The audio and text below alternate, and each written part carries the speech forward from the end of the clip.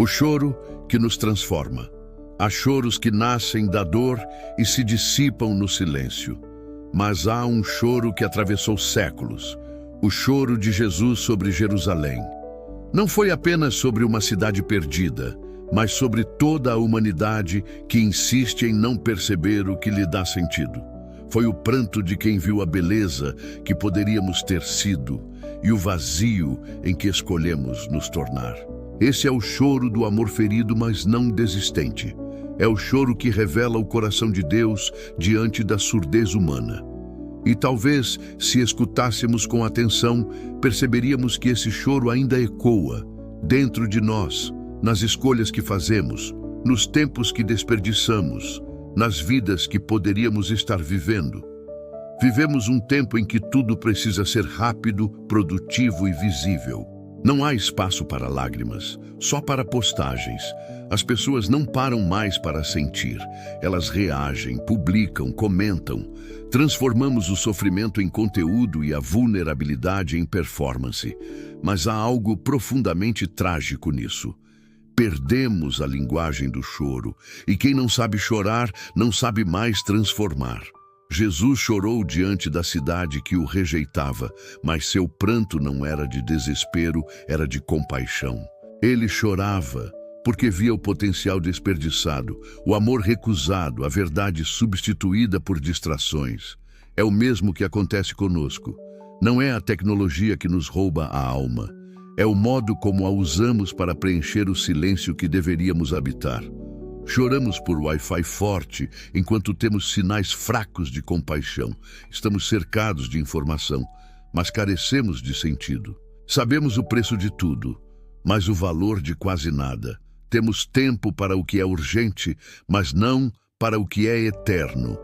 E enquanto corremos para conquistar o que achamos que falta, o que realmente importa escorre pelos dedos, como areia em mãos distraídas. O choro de Cristo sobre Jerusalém foi o lamento do quase, e esse quase é o eco que ainda ressoa em nossa geração.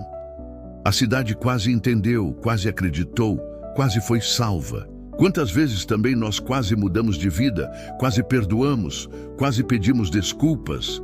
Quantas vezes sentimos o toque da graça, mas adiamos a decisão por medo ou orgulho? É nesse adiamento que o tempo se torna nosso inimigo. Não porque o tempo destrói, mas porque ele revela. O tempo mostra o que realmente valorizamos. Jesus não chorava pelo que éramos, mas pelo que poderíamos ter sido. Ele via o futuro que rejeitávamos. E esse é o mesmo lamento que se repete quando alguém escolhe o caminho mais fácil em vez do caminho verdadeiro. Há quem pense que o amor divino é apenas consolo, mas ele também é confronto. É o amor que chora porque sabe que fomos feitos para voar e escolhemos rastejar. Que poderíamos ter construído pontes, mas erguemos muros. O choro é a confissão do indizível.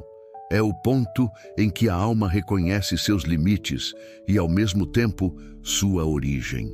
Quando Jesus chorou, não foi apenas empatia humana, foi a manifestação divina da sensibilidade. O universo inteiro chorava através dele, um Deus que não observa de longe, mas participa da nossa dor. Mas o choro de Cristo não é convite à tristeza permanente. É um chamado à lucidez. Chorar é perceber que algo precisa mudar e decidir não voltar a ser o mesmo. Talvez o verdadeiro milagre não seja a lágrima que cai, mas a transformação que ela anuncia. Há lágrimas que nos limpam de dentro para fora, e há choros que lavam não apenas os olhos, mas a alma. O problema é que aprendemos a esconder essas lágrimas. Aprendemos que chorar é fraqueza, mas se até Deus chorou, o que nos faz pensar que a força está na secura? As lágrimas são a linguagem secreta do renascimento. Quarto, a cidade dentro de nós. Jerusalém não é apenas um lugar no mapa. É uma metáfora da alma humana, complexa, dividida, em guerra consigo mesma.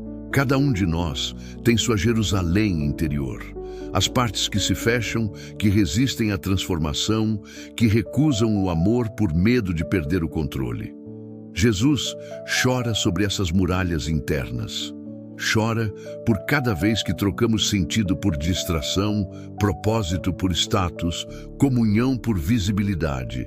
Ele vê o templo que poderíamos reconstruir dentro de nós e o silêncio das ruínas que escolhemos habitar. Talvez o verdadeiro arrependimento comece quando reconhecemos que o choro divino não é condenação, mas convite. Um convite para derrubar as muralhas que nos separam de nós mesmos. Vê o tempo da decisão. O tempo é um mistério que Deus nos empresta, mas Ele não espera.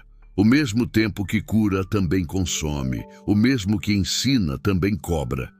Aqueles que desperdiçam o tempo não o fazem por falta de agenda, mas por falta de consciência. Perdem-se em distrações porque têm medo do silêncio. Fogem da profundidade porque ela exige mudança.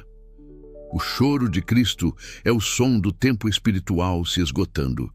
É como se ele dissesse: ainda há luz, mas o dia está terminando. Volta agora. Quantas oportunidades deixamos passar acreditando que sempre haverá uma segunda chance? O tempo não é cruel, ele é claro. E sua clareza é o espelho onde vemos o que realmente importa. Começar a usar o tempo da forma correta não é sobre fazer mais, mas sobre viver com propósito. É escolher o essencial e abandonar o supérfluo. É entender que cada decisão é uma semente no solo do amanhã e que o que plantamos com pressa, colhemos com arrependimento. Sexo. A transformação pelo choro. Quando choramos com entendimento, algo sagrado acontece. A alma se reorganiza, as máscaras caem e o que parecia fim se torna início.